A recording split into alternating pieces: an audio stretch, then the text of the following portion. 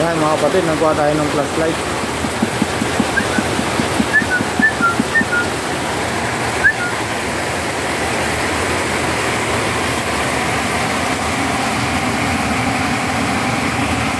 Medyo madilim mga kapatid.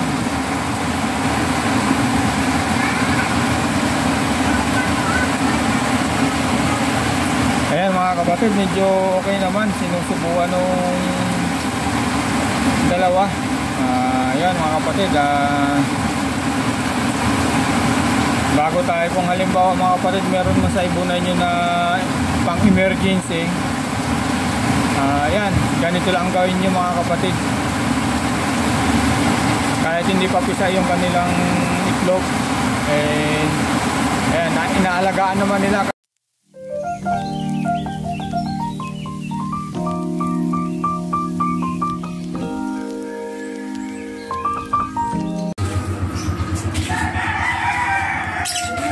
Kamusta po kayo mga kapatid?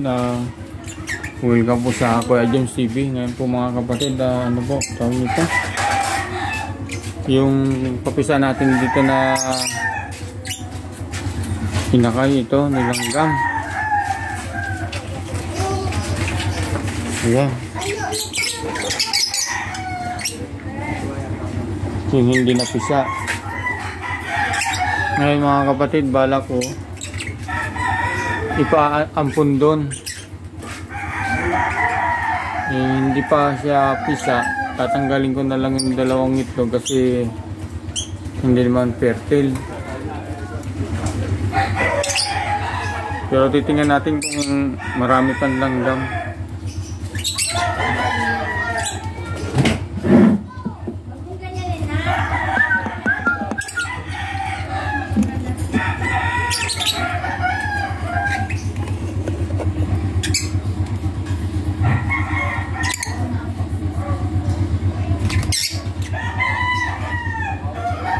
Ayun mga kapatid, kita nyo ba yung inakay? Pagka ganyan po lagi ang ang sitwasyon ng alaga nating inakay, lagi siya nakatihaya. Diyan nag-uumpisa mga kapatid yung splay leg. Ayan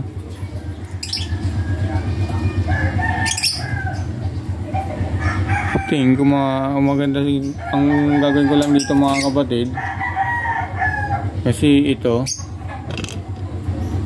ibon na to, hindi may mga nesting material naman, kaso lang ang gusto nung ibon laging ganyan, walang nesting material yung inaano ng siso.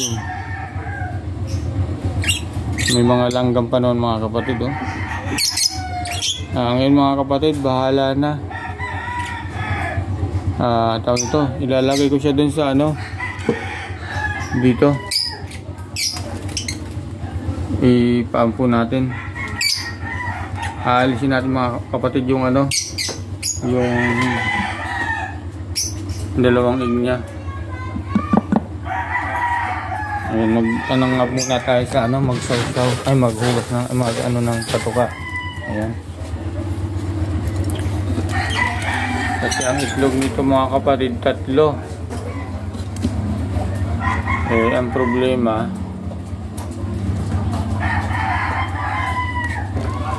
infertile mga kapatid, wala siyang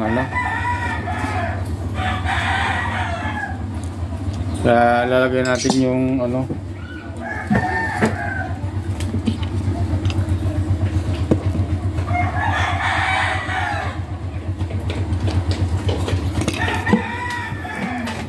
mga kapatid, pasensya na kung yung bunang ko. Kaya yung mga kapatid, flat na yung likod niya, laging nakatihaya kasi kaya paampo natin dito sa sa move. Try natin, kawawa naman. Kaya mga kapatid, halata ng splay leg na siya. Wala kasing nesting material yung kanilang mga yung hinihigaan nito. Try natin.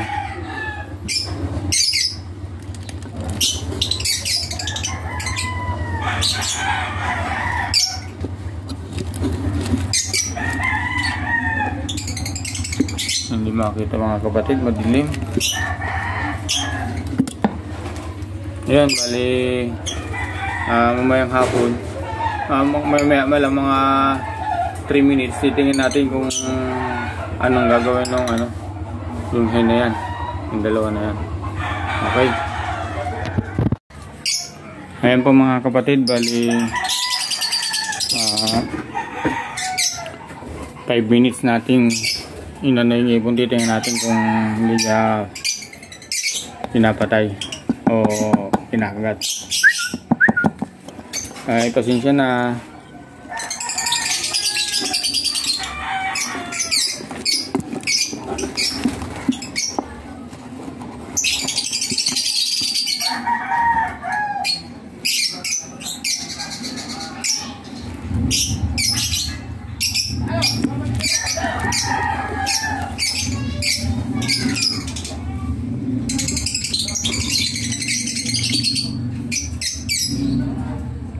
Ayan mga kapatid, parang hindi naman tawag nito, hindi naman kinakagat, wala namang yung katawan, walang kagat.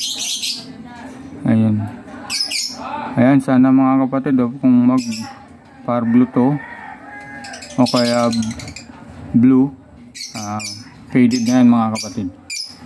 Antay-antay lang natin mga kapatid maggulang. Ayan mga kapatid, update ko kayo rito kung mapipisa itong isang itlog. Ayan, sana mapabuhay ng dalawa. Ayan, hindi na siya nakatihaya mga kapatid kasi dun sa nest box niya kapatid, medyo siya may nesting material yung nest box, kaso lang yung sagad na sagad, walang nesting, kaya siguro lagi nakadapa. Ayan naka na siya taob. Sana ganyan din kapatid yung yung blue faded, lagi yung nakatihaya. Yung huli nating vlog na pinakita ko sa inyo, ganito ang nangyari, bali pinaapong ko rin. Ayan mga kapatid, update ko kayo rito.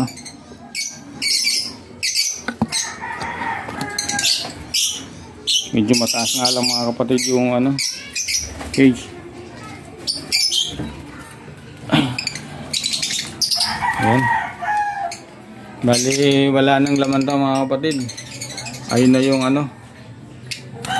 yung hen na turquoise Pablo. Ayan, medyo papahingahin muna natin, parang hindi maganda itong inakay. Ayan mga kapatid, kunting ulan lang, binana kami. Ayan yung motor yung ibunan natin mga kapatid binabana. Grabe lalim mga kapatid grabe.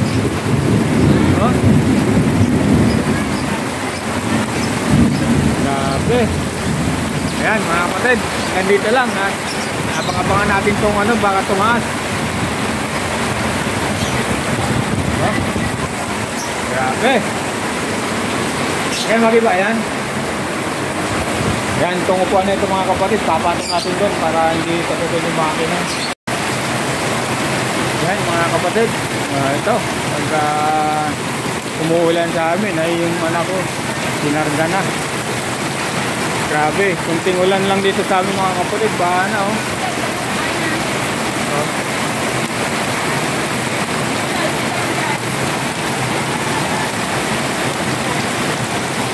grabe. Ayan mga kapatid, alas 3 kaya alas 4, bali nilagay natin yung panak dito, yung papisa dito natin na isa, inakit ko rito sa number 2. Bali may 3 itlog yung mga kapatid, yung isa fertile, yung dalawa hindi fertile mga kapatid, pero hindi pa siya pisa. Nilagay ko na yung inakay, yung papisa natin dito. Ngayon mga kapatid, titingnan natin kasi alas 4 na. Tingnan natin kung ano nangyari sa sito kasi hindi nila anak yun Tara, kuha lang tayo ng flashlight. Ayan mga kapatid, nagkuha tayo ng flashlight.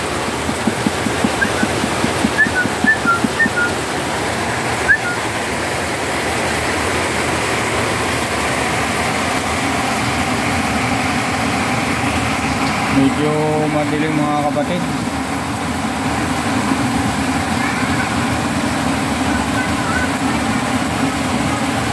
Ayan mga kapatid, medyo okay naman. Sinusubuan nung dalawa. Ayan mga kapatid, bago tayo kung halimbawa mga kapatid meron mo sa ibunan nyo na pang emergency, ayan, ganito lang gawin nyo mga kapatid. Kahit hindi pa pisa yung kanilang itlog, ayan, inaalagaan naman nila kahit hindi nila anak. Ayun, nagpapasalamat ako dito sa dalawa na to mga kapatid. Pasensya na mga kapatid kasi nalakas ang ulan. In-update ko lang yung painakay na inaampun ko dito sa dalawa na to. Ayun, ayan mga kapatid, hanggang dito na lang po. Bago po magtapos, humingi po ako ng like, share, subscribe mga kapatid. Maraming salamat. God bless po. Kahit binaba tayo rito mga kapatid.